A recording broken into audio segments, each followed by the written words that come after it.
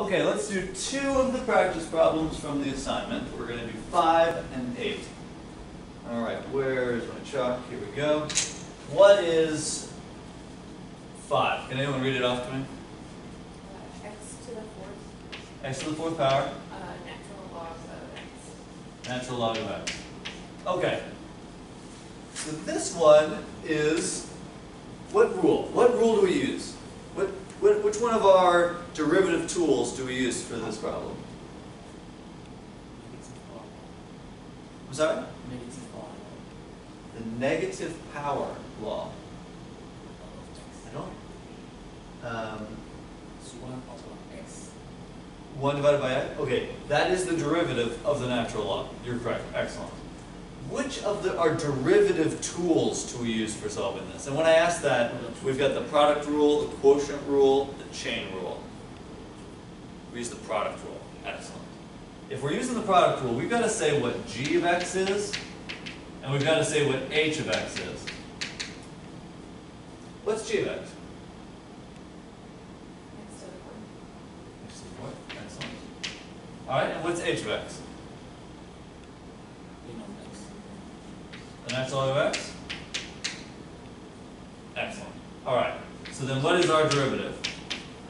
The product rule is the derivative of g times h plus g times the derivative of h, right?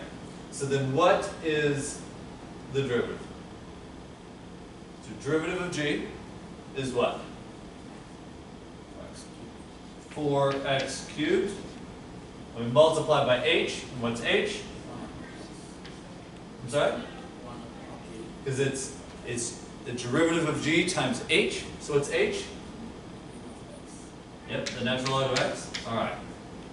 Plus g. What's g?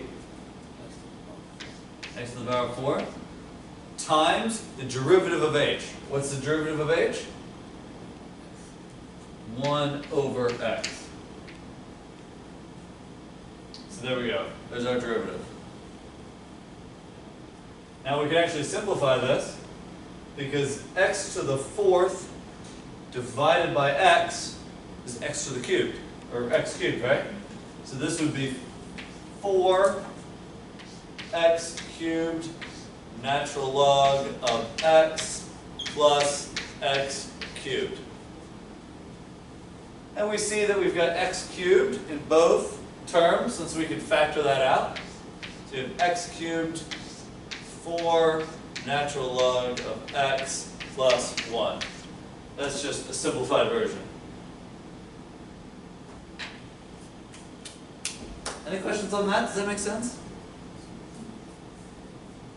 You know, one of the tricks with doing derivatives is just recognizing which one of the rules that we need to use.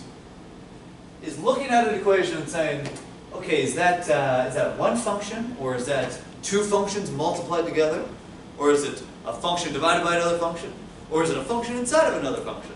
It's training our minds to look at a question and realize which rule we use. When we look at this one, we see x to the 4th times the natural log of x. We look at that and we think, okay, we can do the product rule. Because x to the 4th is a function of x. And then the natural log of x is a function of x. So we look at that, we see 2 functions of x multiplied together, product rule. Does that make sense? Okay. Let's do question 8. Question 8 was the hard one. That was the one, no, I mean they were all hard. Question 8 was like I put them all together. I tried to make a really hard problem. Super hard. So I really wanted to really challenge ourselves with that one. Okay, so then let's do number 8. What do we got here? All right, 4x plus 5 divided by x squared raised to the power of 3. All right, now like I was saying before, like I was saying just a minute ago, when we're looking at these problems, we want to be able to figure out what tools are we going to use. When we look at this one, what do you think? Are we going to use the product rule? Are we going to use the quotient rule? Or are we going to use the chain rule? We use the chain rule. Why do you say that? We have a function inside of another function. Right? So we just look at this and we're thinking, okay, what tools do we need for this one?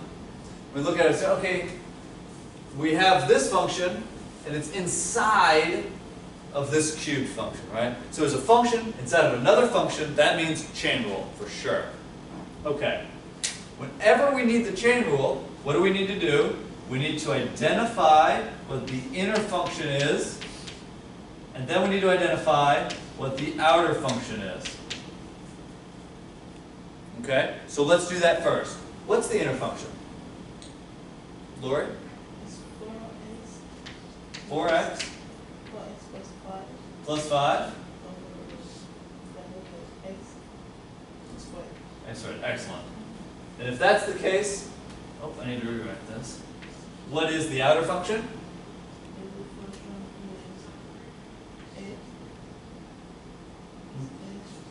is H cubed. Excellent.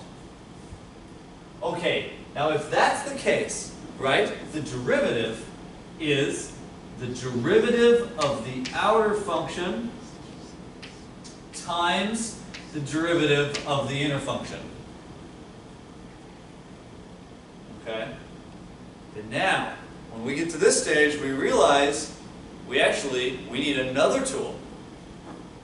But let's go one step farther, and then we'll really see it. All right. So then let's, Lori, what is the first term here? The derivative of g with respect to h. What's this first term? So the derivative Yeah, the derivative. What's g prime? g prime is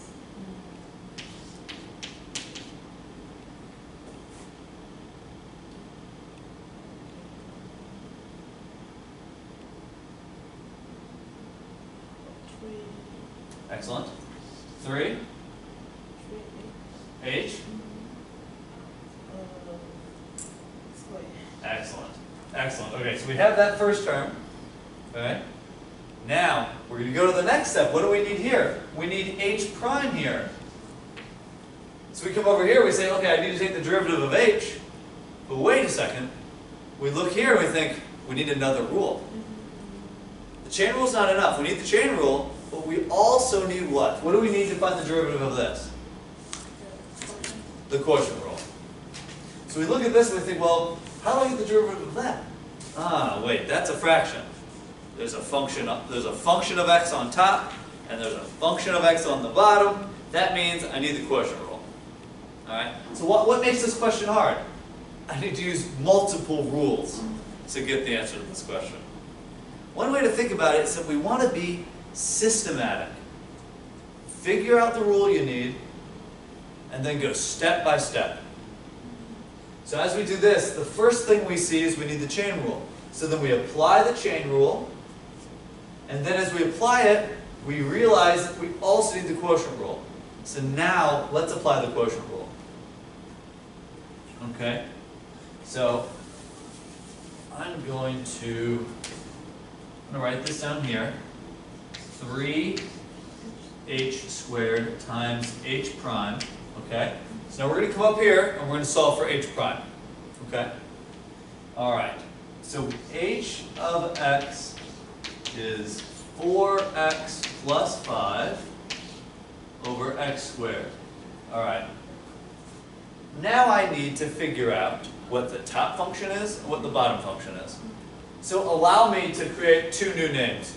We're going to do j of x and k of x. Alright, there's two other function names. J of x is going to be the top, the one on top. So what's j of x? Catherine? 4x plus 5. Excellent. 4x plus 5. And then what's the function on the bottom, Kenneth? X squared. Excellent. So now, what is h prime following the quotient rule? Following the quotient rule. Catherine, following the quotient rule, what is h prime? 4. So we do the derivative of the top one, right? So it's 4 times X squared. Excellent. X squared. Okay. What's next? Minus Minus. 4x plus 5. Excellent. So what you're doing is you're taking what used to be the g, now it's the j function. Okay. 4x plus 5. It's basically the top function, right? Multiplied by 2x. 2x. That's the derivative of the bottom function. Right? Okay. And divided by what? X to the 4th. Excellent. That is the bottom function squared. So that's x to the 4th. Now here we go. This is h prime. Alright, so now we can complete our answer. We have our answer down here, right? The derivative of f is 3h squared times h prime. Well, h prime is that, and then h is this. Is you just plug those two things in, and we have our answer. I'll write it over here. F prime is 3 times h. What's h? 4x plus 5 over x squared. Okay? Squared times h prime, which we just found. 4x, I'll put this all in a parenthesis. 4x squared minus 4x plus 5 times 2x divided by x cubed. And there's our answer. What do you guys think? Pretty complicated? I think I left out the first. You left out the quotient rule. Yeah? These can be tricky because we're using multiple rules. It's nice to be systematic. You find the first rule you need, you apply it systematically. You just go step by step. What are my functions? Okay. What's the derivative? Okay. Step by step, and then you'll find it all. Decide to simplify this rule further. So you want to simplify this further? We could definitely do that. Yeah.